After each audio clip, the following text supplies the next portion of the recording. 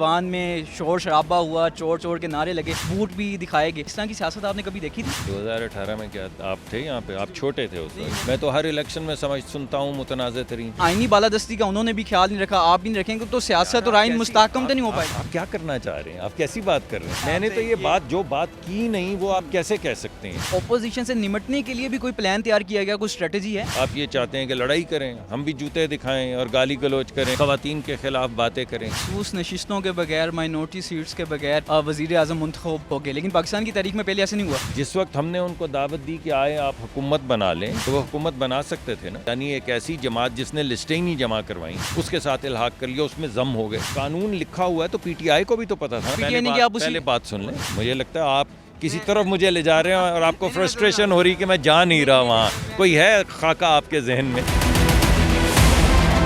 پاکستان کے متنازع ترین الیکشنز فیصلہ آ گیا اور جو وزیر اعظم ہیں وہ شہباز شریف منتخب ہو گئے. سر بڑی چہم گوئیاں تھیں، تو آج بھی ہم نے دیکھا کہ وان میں شور شرابہ ہوا، چور چور کے نعرے لگے، بوٹ بھی دکھائے گئے. سر یہ کیا ہو رہا ہے پاکستان میں؟ اس طرح کی سیاست آپ نے کبھی دیکھی تھی؟ 2018 میں کیا آپ تھے یہاں پہ؟ آپ چھوٹے تھے اس وقت. لیکن آپ چھوٹے ہوں گے کیونکہ اگر آپ 2018 میں ذرا میری عمر کے ہوتے تو 2-4 الیکشن آپ نے دیکھے ہوتے تو پھر آپ یہ نہ کہتے متنازع ترین. میں تو ہر الیکشن میں سنتا ہوں متنازع ترین. وہ کون سا الیکشن ہے جس میں متنازع ترین نہیں تھے؟ 1990s میں ہم سنتے آئے متنازع، ڈکٹیٹرشپ آ گئی، وہ غیر جماعتی الیکشن ہوئے متنازع، وہ ریفرینڈم ہوئے متنازع، ہمارے الیکشن ہوئے کون سا الیکشن متنازع نہیں؟ تو اس ماحول کو بہتر کرنے کے لیے وزیر اعظم نے دعوت دی ہے ان تمام لوگوں کو جو آپ کہہ رہے ہیں کہ جوتے لہرا رہے تھے یا نعرے مار رہے تھے کہ آپ آئیں، طریقہ کار طے کریں. یہ فورم ہے نا آپ کے پاس، تو آئیں بیٹھیں، ہم آپ کے ساتھ بیٹھیں گے، ہم ہاتھ بڑھاتے ہیں.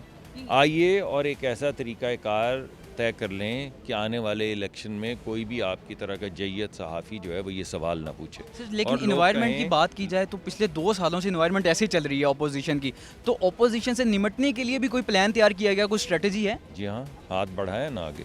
ہاتھ تو پہلے بھی آپ نے بہت دفعہ. اگر آپ چاہتے ہیں، آپ یہ چاہتے ہیں کہ لڑائی کریں، ہم بھی جوتے دکھائیں اور گالی گلوچ کریں اور خواتین کے خلاف باتیں کریں، کیا کریں؟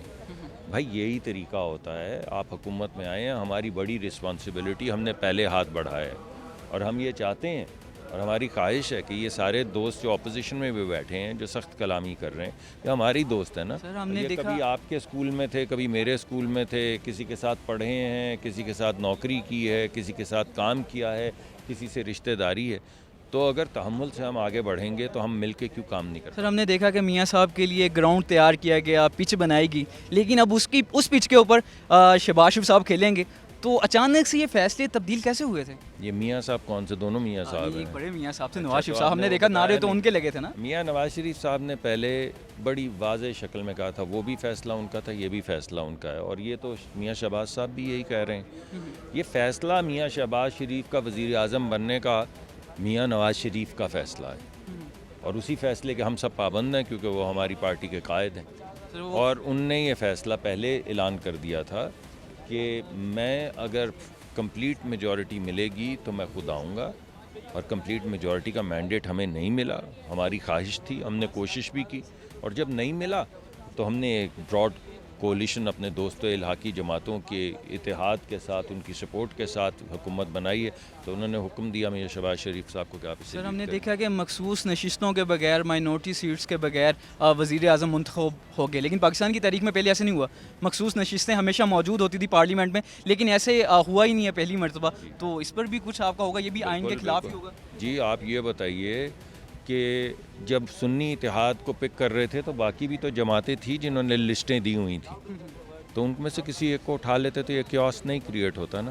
سنیے، پہلے پی ٹی آئی نے آئینی کیوس پیدا کیا، ٹھیک ہے، اس کے بعد انہوں نے سیاسی کیوس پیدا کیا.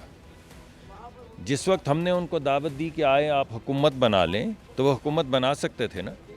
ان کو پیپلز پارٹی نے دعوت دی، خورشید شاہ صاحب آن دا ریکارڈ ہیں، تو بنا لیتے حکومت، تو کوئی آئینی کیوس نہیں کریٹ ہوتا. تو آئین کے تحت حکومت بنا لیتے، خود انویسٹیگیٹ کر لیتے.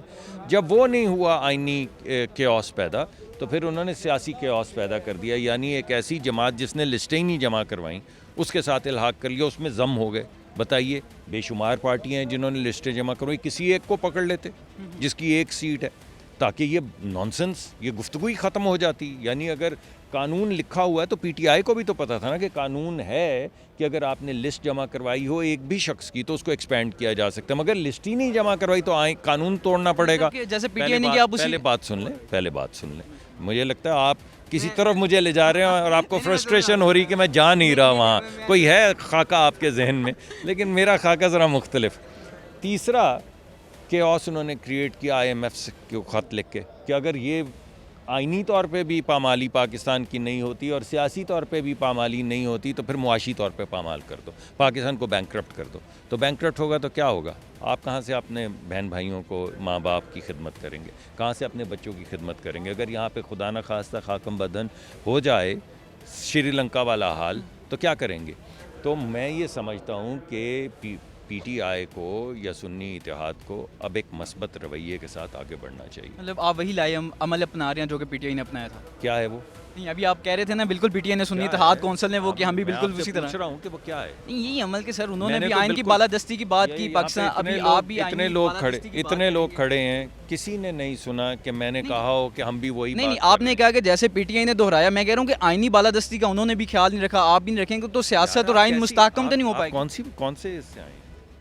آپ کیا کرنا چاہ رہے ہیں؟ آپ کیسی بات کر رہے ہیں؟ میں نے تو یہ بات جو بات کی نہیں وہ آپ کیسے کہہ سکتے ہیں؟ میں نے کب کہا کہ ہم آئینی بحران پیدا کرنا چاہ رہے ہیں؟ میں نے کہا, آپ نے کہا آپ ان کا انتظام کریں گے, میں نے کہا ہاتھ بڑھائیں گے. آپ کو اچھا نہیں لگا, آپ نے بولا اگر وہ آپ کا ہاتھ نہ لیں, تو میں نے کہا ہمارے بھائی بہن ہیں, مل بیٹھیں گے, کسی نہ کسی طریقے سے ان سے بات کریں گے. آپ نے کہا اگر وہ بھی نہ کریں, تو میں نے کہا یار پاکستانی ہیں, کسی جگہ پہ تو بیٹھیں گے ہمارے ساتھ, ملک کو آگے لے کر چلیں گے.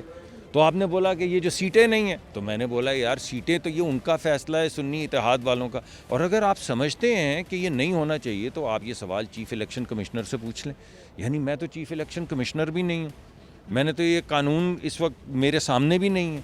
جس نے ان کو اجازت دی یا نہیں دی اس سے آپ یہ سوال پوچھ لیں. میں تو یہ کہہ رہا ہوں کہ ان کے پاس یہ اپرچونٹی تھی کہ کوئی بھی جماعت جس نے لسٹیں جمع کروائی ہوئی ہیں اور اس کی یہاں پہ رکنیت ایک سیٹ کی شکل میں ہے, کیونکہ سنی اتحاد کی تو ایک بھی نہیں ہے سیٹ, تو اس کو جس نے جمع کروائی ہوئی لسٹ اس کے ساتھ ہو جائے تو یہ سوال بھی ختم اور جواب بھی ختم. تھینک یو سو مچ سر, بہت شکریہ سر.